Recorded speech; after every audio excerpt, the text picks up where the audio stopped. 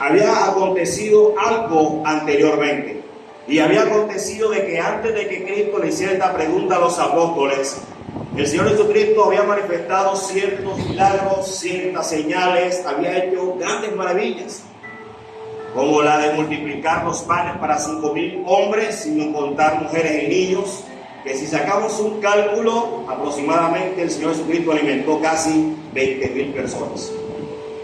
Porque por cada hombre súmele una esposa, serían 5,000 más, serían 10,000. Y póngale por lo mínimo 2 hijos por cada familia, serían 10,000 más, aproximadamente 20,000 personas comieron ese día. Luego de esto, dice la palabra que Jesucristo empezó a sanar personas, y no solo esto, sino de que también dice la palabra de que Jesús caminó sobre las aguas. Y después de esto dice que alimentó a 4,000 más.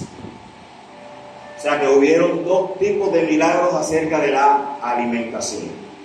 Después de todo esto se presenta esta gran interrogante que el Señor Jesucristo le hace a los discípulos. Y dice de que al llegar a la región de Cesarea de los Filipos, Jesús preguntó a sus discípulos: ¿quién dice la gente que soy yo? Una pregunta de la cual nosotros podemos ver y cualquiera diría: ¿será que el Señor no lo sabía? ¿Será que el Señor no estaría al tanto de lo que estaba sucediendo? La palabra nos dice de que el Señor sabe todo hasta lo mínimo. Inclusive tú no has llegado a la oración cuando ya el Señor sabe de lo que tú vas a pedir.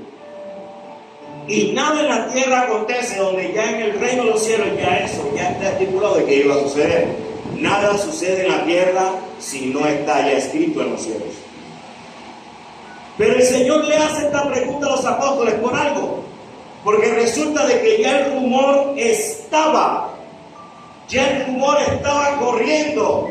Y vamos a ver lo que los apóstoles le contestan y le dicen, de que ellos le dijeron: unos dicen que es ¿quién? Juan el Bautista. Otros le dicen es Elías. Otros que es Jeremías o alguno de los profetas. Pero vamos a ver esto. ¿En dónde dice esto la palabra? Porque los apóstoles están diciendo, pero ¿cómo yo confirmo de que esto es verdad lo estaban hablando? Mateos, capítulo 14, versículos 1 y 2, ahí mismo en Mateo, dice la palabra del Señor, que en aquel tiempo Herodes el tetrarca oyó la fama de Jesús y dijo a sus criados: este es Juan el Bautista, que ha resucitado de los muertos, y por eso actúa en él este poder. Y lo vemos también respaldado por otro de los evangelistas llamado Marcos. Marcos capítulo 6, versículo 14 y 15. Marcos nos dice lo siguiente. El evangelista Marcos, capítulo 6, versículo 14, dice la palabra del Señor: y oyó el rey Herodes la fama de Jesús, porque su nombre se había hecho notorio, y dijo: Juan el Bautista ha resucitado de los muertos, y por eso actúan en él estos poderes. Otros decían: es Elías, y otros decían: es un profeta, o alguno de los profetas. Y no solamente Mateo, Marcos, sino aún Lucas, el médico amado, el doctor que el Señor le permitió escribir uno de sus evangelios, Lucas capítulo 9, investigando de todas estas cosas, le comentaron también lo mismo en el versículo 7 del capítulo 9. Lucas escribe diciendo: Herodes el tetrarca oyó que todas las cosas que hacía Jesús y estaba perplejo, porque decía a algunos: Juan ha resucitado de los muertos. Otros decían: Elías ha aparecido. Y otro, alguno de los profetas del Antiguo Testamento, o uno de los antiguos ha resucitado. Entonces, amados hermanos, vemos de que esto no era algo que los apóstoles dijeron así por así, sino de que ellos lo habían escuchado. Pero el problema no era tanto de que ellos lo hubiesen escuchado, El problema era de que ya el rumor estaba ocasionando algo en los apóstoles. Por esa razón el Señor, cuando llegan a Cesarea de Filipo, viene y le pregunta: ¿qué se está comentando de mí? Y no porque el Señor no lo sabía, sino porque el Señor estaba haciendo una pregunta que los iba a confrontar a ellos mismos. ¿Qué se está hablando de mí? Ellos dijeron: no, Señor, no, por ahí se anda diciendo, se anda comentando de que tú eres Juan el Bautista, que ha resucitado. Ya Juan el Bautista ya le habían cortado la cabeza, ya había muerto. Por eso ellos dicen que es Juan el Bautista que resucitó. Pero otros dicen que probablemente pueda ser el espíritu de Elías. Otros dicen que puede ser el espíritu de Jeremías o alguno de los profetas del Antiguo Testamento. Pero al Señor no le interesaba tanto qué rumoraba la gente, porque la gente que no conoce a Dios puede rumorar. La gente que no conoce a Dios puede hablar. La gente que no conoce a Dios puede chismosear. La gente que no conoce a Dios puede murmurar, puede criticar, puede blasfemar. La gente que no conoce a Dios, a Cristo no le importa. A él le interesaba que era lo que estaban pensando ellos. ¿Quiénes? Los apóstoles. ¿Por qué? Porque ellos eran los escogidos de Dios para llevar el mensaje del reino. Y si ellos no estaban preparados y aptos para llevar ese mensaje, estaban descalificados para Dios. Aunque el mismo Dios los haya escogido. Y eso es lo que Jesucristo estaba haciendo. Les pregunta: ahora, eso es lo que dice la gente. No importa lo que dice la gente. ¿Qué dicen ustedes? ¿Quién soy yo? Amados hermanos,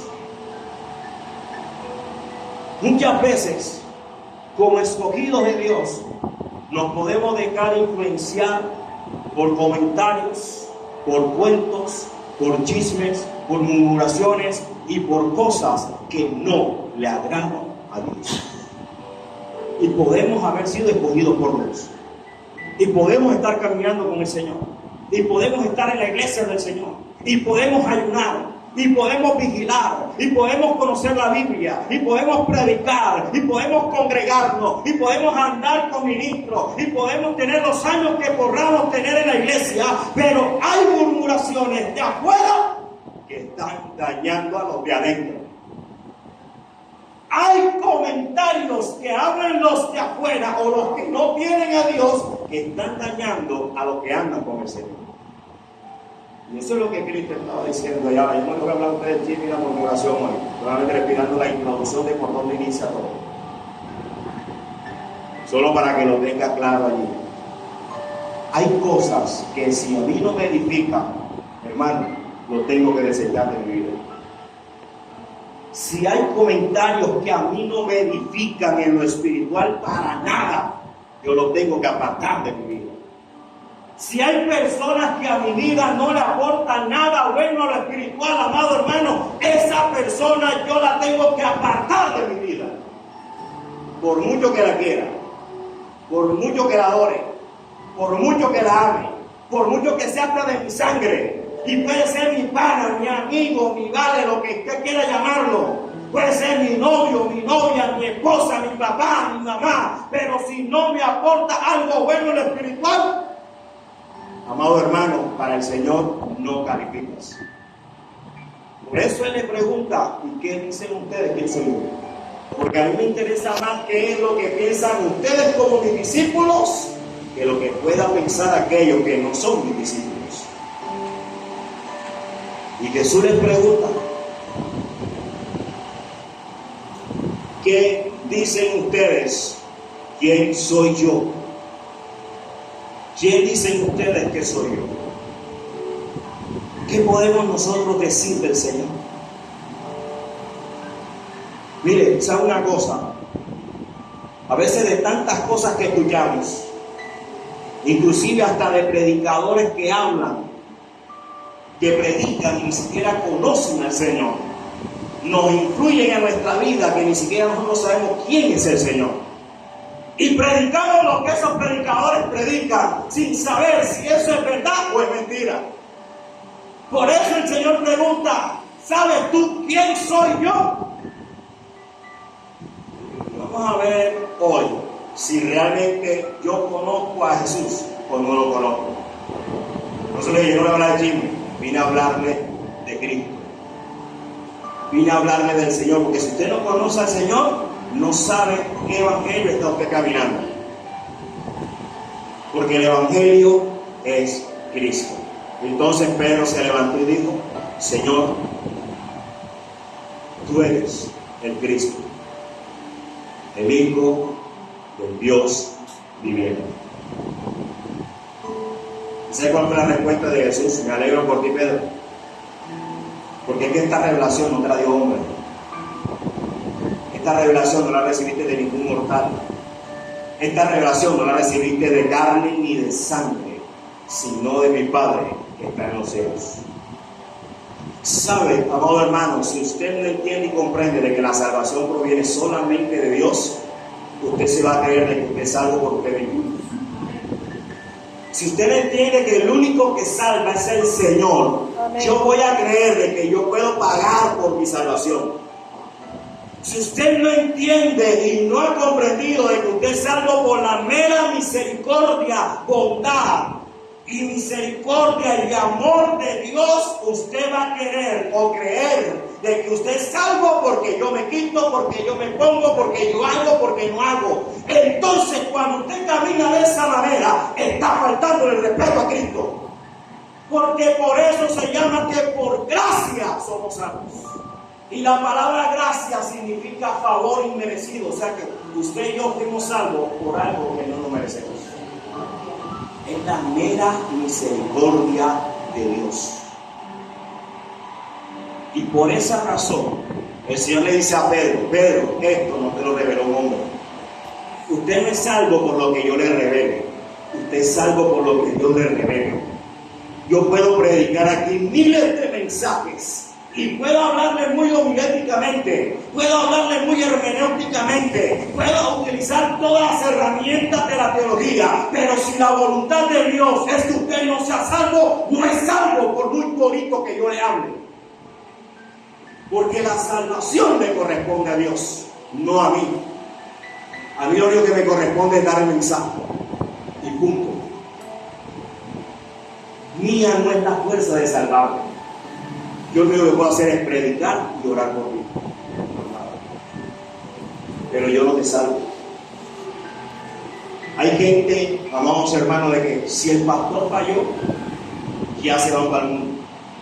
¿Sabes por qué? Porque tú no seguiste a Cristo, seguiste al pastor. Que si un hermano me miró feo, me voy de esa iglesia. O sea que tú no estabas en la iglesia por Cristo, estabas en la iglesia por el hermano. Amén. Nosotros no estamos en este lugar ni por usted ni por el pastor. Estamos en este lugar por aquel que me llamó, por aquel que me salvó, por aquel que me llamó de una esquina y me sacó y me llevó a un culto relámpago que había en otra esquina. Por él es que estoy aquí. Por aquel que me dijo: te saco de esa multitud que está en la esquina porque tú eres especial para mí. Pero eso a mí no me van a lograr. ¿Sabe por qué? Porque por misericordia me salvó. Porque él pudo haber sacado otro de la esquina. Solamente hay que estar aquí agradecido por Dios. Entonces, amado hermano, él le dice: Pedro, esto no te lo reveló más nadie, solamente mi Padre. Y este es Pedro, que ahora dijo que era del Cristo, después lo vemos negando. ¿Sabes por qué? Porque es que la salvación no se basa en mí, se basa en él. Y yo voy a seguir siendo un hombre y usted va a seguir siendo un hombre y una mujer pecadora, donde va a cometer errores, va a fallar, pero eso no amerita de que tu salvación se va a perder. ¿Sabe por qué? Porque si realmente tú eres de Dios, no te pierdes. Hermano, ¿y usted por qué dice eso? Porque el Señor Jesucristo en Juan capítulo 17, en la oración que estaba haciendo ya para morir, le dijo: Padre, gracias, porque tú me los has entregado. Y a todo lo que tú me has dado, no se van a perder. Y de mi mano nadie me los arrebata. El que es de Dios no se lo arrebata ni el mismo diablo. Por lo tanto, al diablo yo no le puedo acreditar de que se haya robado un alma, porque a él no le corresponde robarse ninguna alma. Y el alma que se pierde nunca fue de Cristo. diga, pero hermano, tenía 20 años en la iglesia, 20 años perdido porque nunca fue. El que es del Señor no se va. El que es del Señor no se vuelve y se revuelca en el lodo. El que es del Señor no vuelve al vómito. El que es del Señor no regresa atrás. El que es del Señor no lo niega. El que es del Señor no vuelve nuevamente a pisotear la sangre en el nombre de Jesucristo.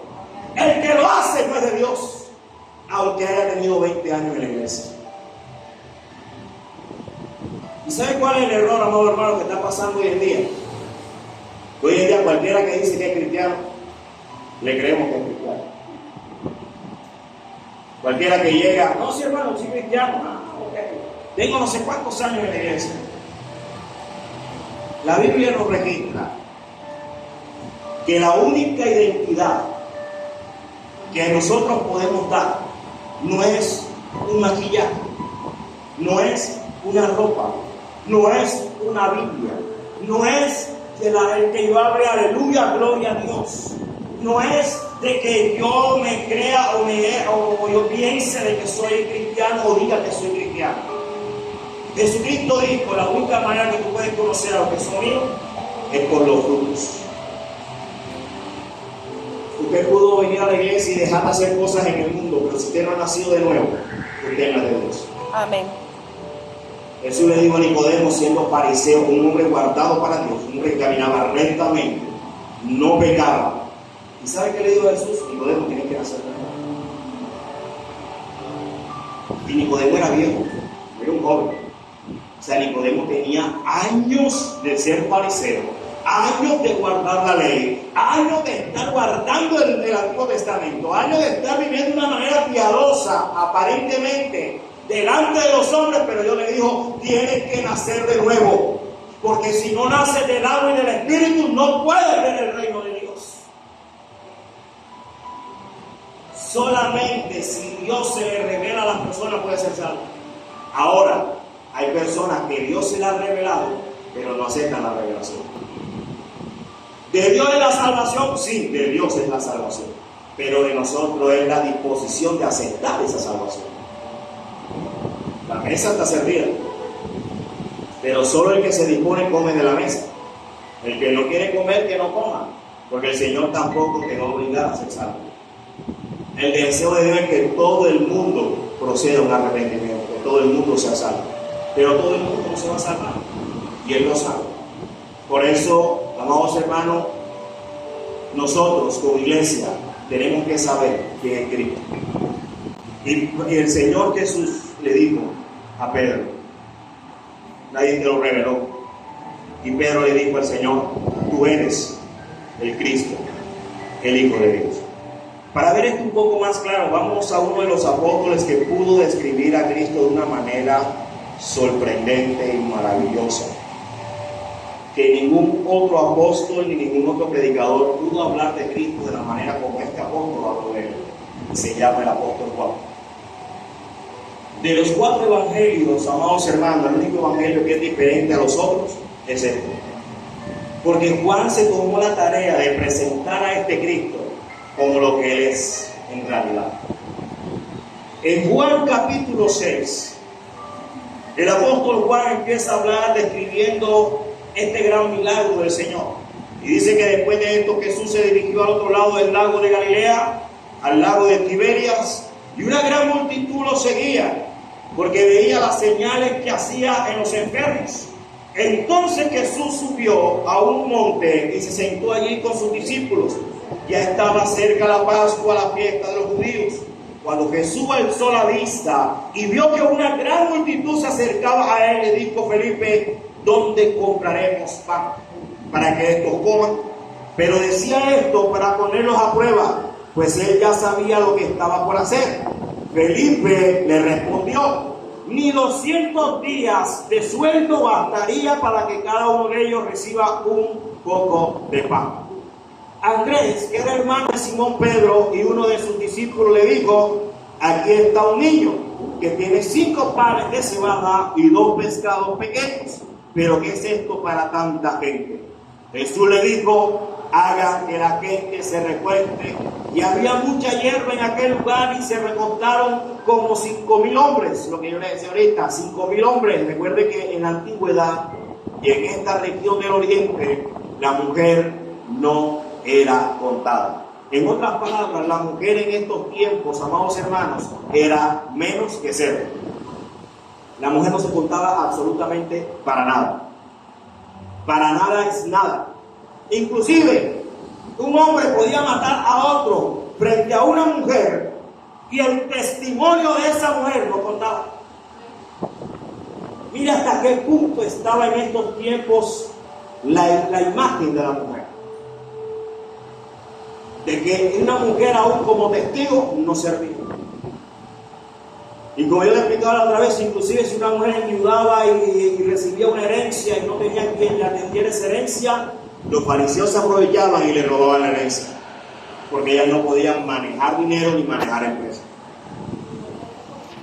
Miren ustedes el punto del pasado. Y dice aquí que Jesús los mandó ¿a qué? A que se recostaran, y eran 5.000 hombres. En otras palabras, 20.000 personas aproximadamente. Y Jesús tomó aquellos panes y luego de dar gracias los repartió entre los discípulos, y los discípulos entre los que estaban recostados. Esto mismo hizo con los peces y los dio cuanto querían. Cuando quedaron saciados, y les digo a sus discípulos, recojan pedazos que sobran para que no se pierda absolutamente nada. Entonces ellos recogieron los pedazos de los 5 panes de cebada y de los peces que había el Señor multiplicado. Al ver aquellos hombres la señal que Jesús había hecho, dijeron: verdaderamente este hombre es profeta de Dios, y el cual había de venir a este mundo. Cuando Jesús se dio cuenta de que iban a venir para apoderarse de él y hacerlo rey, volvió a retirarse al monte a solas. Amados hermanos, Jesús hizo una pregunta: ¿quiénes creen ustedes que soy yo? Porque yo sé lo que la gente está pensando de mí, y también sé lo que ustedes están pensando acerca de mí. Pero el pensamiento que ustedes tienen acerca de mí no es el correcto. La gente quería apoderarse de él por el milagro que hizo de multiplicar los peces, para colocarlo como ¿qué? Como rey. Él dijo: yo no vine para colocarlo como rey. Vamos, hermanos, muchas veces nosotros hemos cometido el error de colocar a Jesús en la posición de mi necesidad. Si yo no tengo para comer hoy, Dios para mí es proveedor. Si yo estoy enfermo, Jesús para mí es sanador. Si yo no tengo un empleo, el Señor es el que abre las puertas para un empleo. Si mi hogar está desordenado, el Señor es el mejor consejero y es el que puede restaurar mi hogar. Si mi hijo está en una condición de droga, él es el mejor restaurador y es el mejor que puede rehabilitar a mi hijo. Lo tenemos como el rehabilitador. Y le colocamos el título de mi necesidad. Pero Cristo dice: yo no soy nada de eso. Yo no vine para eso. Y muchos seguimos a un Cristo que no conocemos. Lo conozco por lo que yo necesito, pero no por lo que Él es.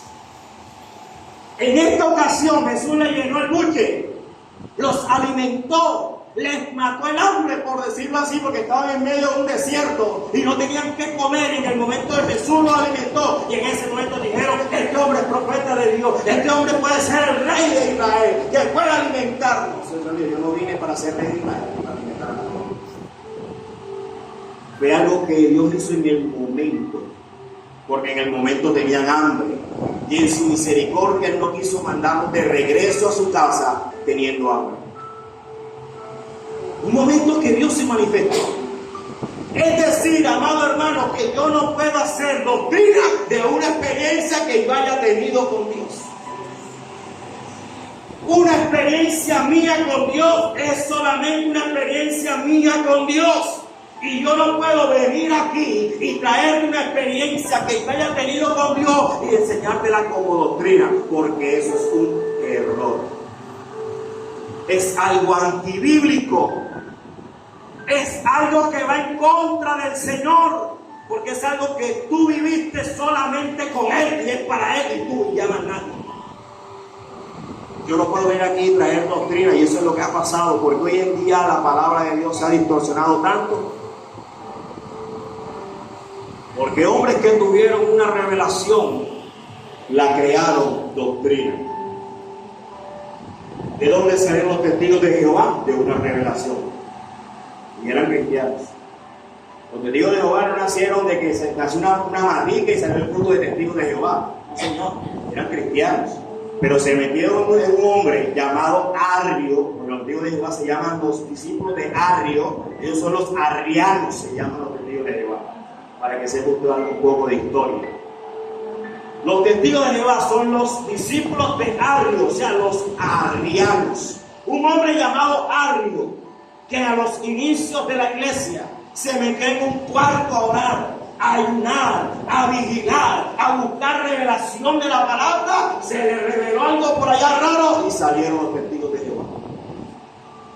Amado, por eso tengan cuidado cuando se mete en un cuarto a buscar revelación. Tenga cuidado de cuando usted entra: Señor, revélame, muéstrame. Amado, la mayor revelación ya está escrita. No busque más. Mejor pida al Señor que le revele esta palabra, porque no hay más palabras fuera de esta. No la hay. No, pero es que la Biblia dice, Juan, el apóstol Juan escribió de que hay cosas que Cristo hizo que no están escritas. ¿Y sabe usted por qué no se dio la pregunta por qué no se escribieron? Porque el Señor no le interesaba que usted la supiera. Así de sencillo. El Señor permitió que se escribiera lo que usted tenía que saber y punto. El buscar yo más allá de lo que Él escribió es equívocamente errado. Y por eso es que usted ve tantas cosas. No sabemos Jesús solo. Otro cristiano que se metió también en otra habitación y se le reveló que Jesús era solo Jesús. Y Jesús era el mismo Jehová. Y se fue por allá por Juan, el apóstol Juan capítulo 14, donde Jesús le dijo a Felipe: Felipe, el que me ha visto a mí, ha visto al Padre. Mala interpretación. Jesús solo Jesús. Y si empezamos a buscar de todas las sectas y religiones, todos salieron del cristianismo. Iniciando por la iglesia tradicional católica apostólica romana. Cuando inició en el año 333 después de Cristo, por un hombre llamado el emperador Constantino. Al ver que no podía matar a los cristianos, ¿qué hizo Constantino? Una noche que se acostó, después de haber comido un buen plato de frijoles, se le apareció una cruz y una voz que le dijo: yo soy fulano de tal, y mi papá trabaja. Y vino Constantino y se unió a la iglesia cristiana. Tomando los ídolos romanos, los pintó y dijo: bueno, vamos a dar una figura a estos hombres. Tomemos a la diosa Asis, tomemos al dios y al dios los pintaron. Entonces aquella muñeca que tenían los romanos, que tenían un muñequito cargado, pusieron a María cargando al niño Jesús.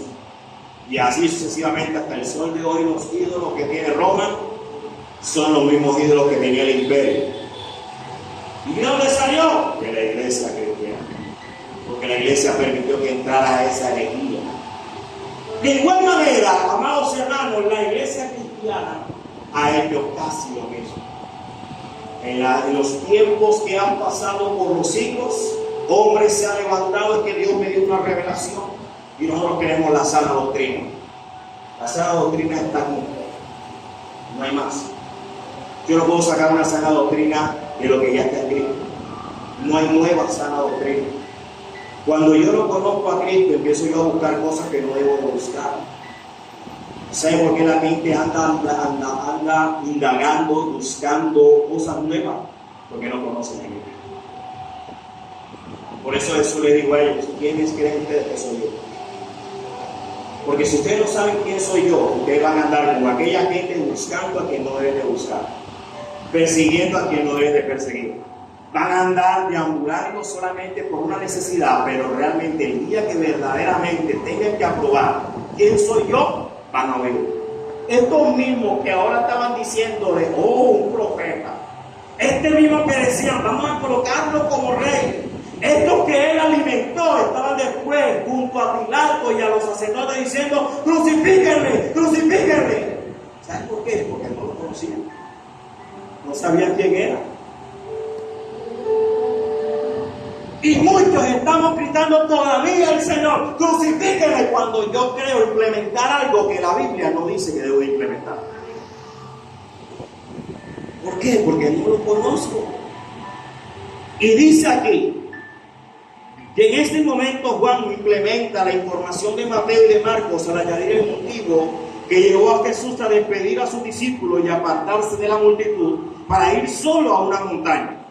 Y es un conocimiento sobrenatural de la intención que tenían de hacerlo rey, porque los había alimentado y sanado.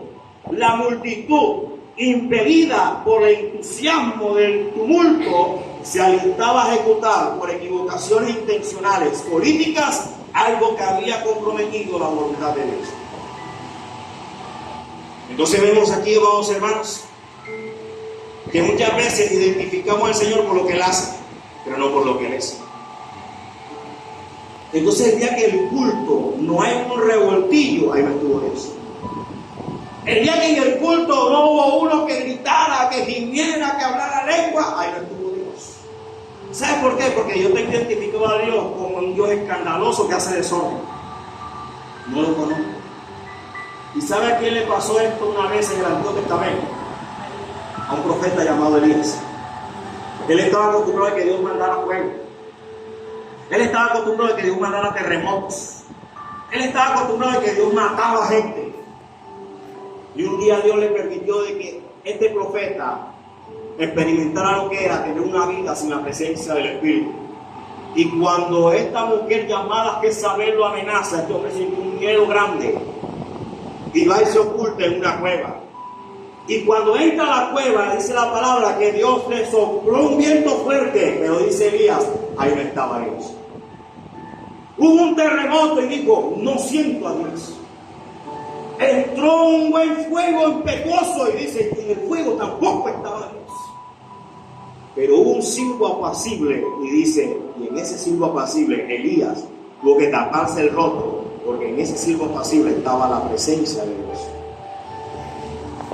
Es decir, de que Elías no conocía el Dios al cual él estaba sirviendo.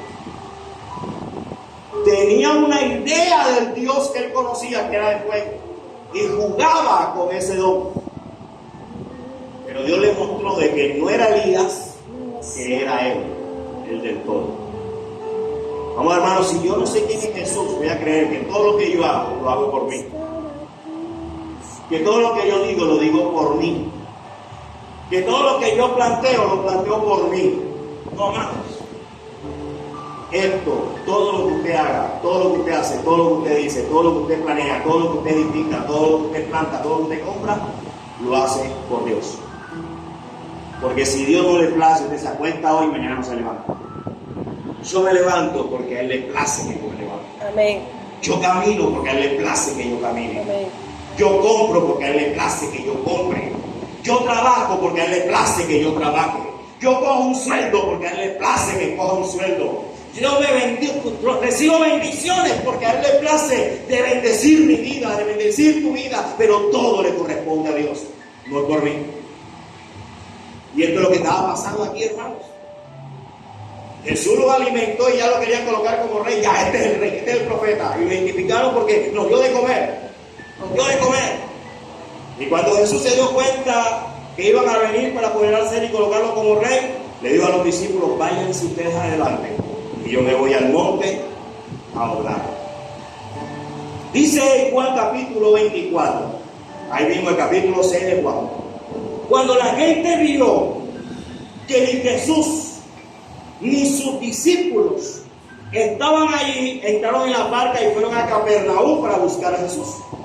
Cuando lo hallaron al otro lado del lago, le dijeron, Rabí, ¿cuándo llegaste acá?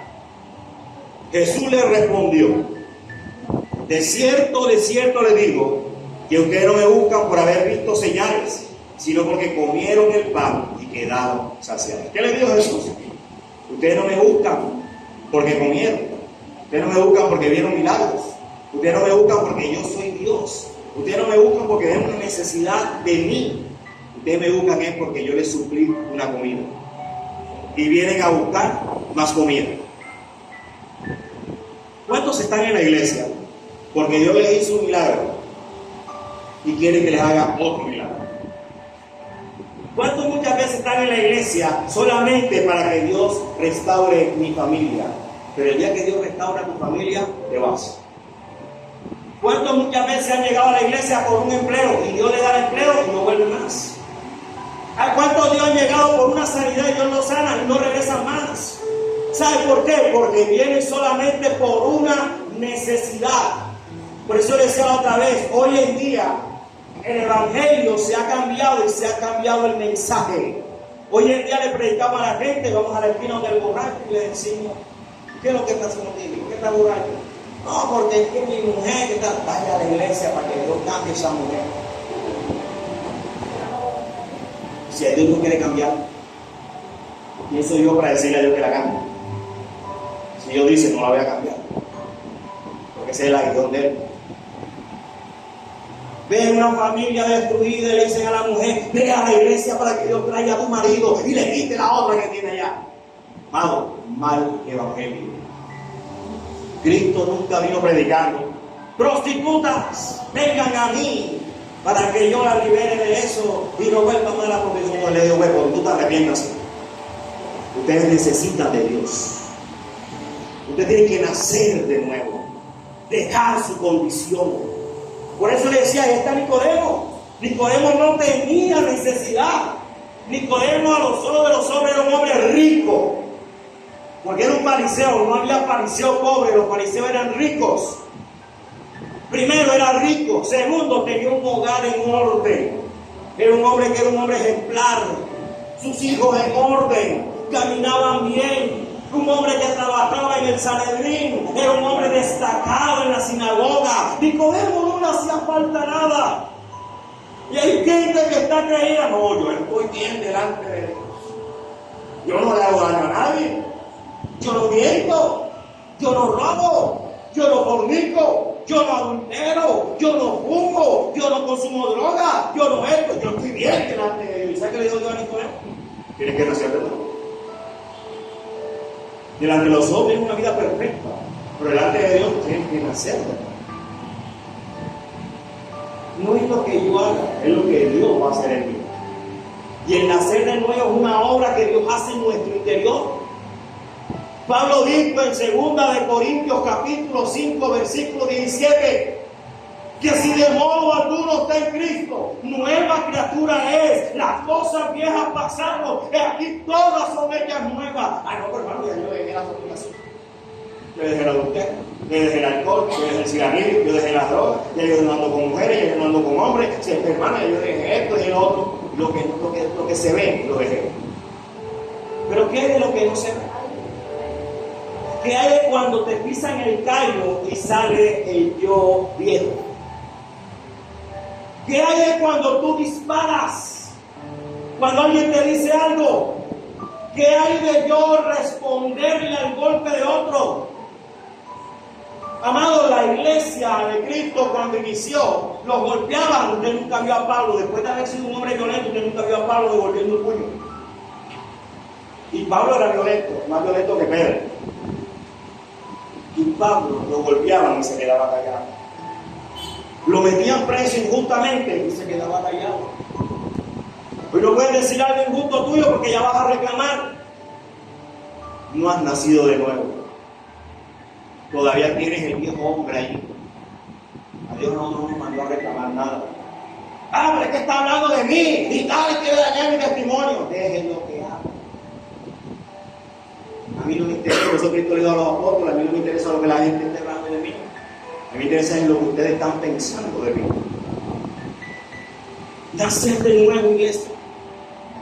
Y eso le dice, porque comisteis, me están buscando. Esta frase subraya el punto de que Jesús tenía acerca del motivo por el cual la multitud lo seguía, que consistía en un deseo superficial por comida en vez de una comprensión del verdadero significado espiritual de su persona y de su misión.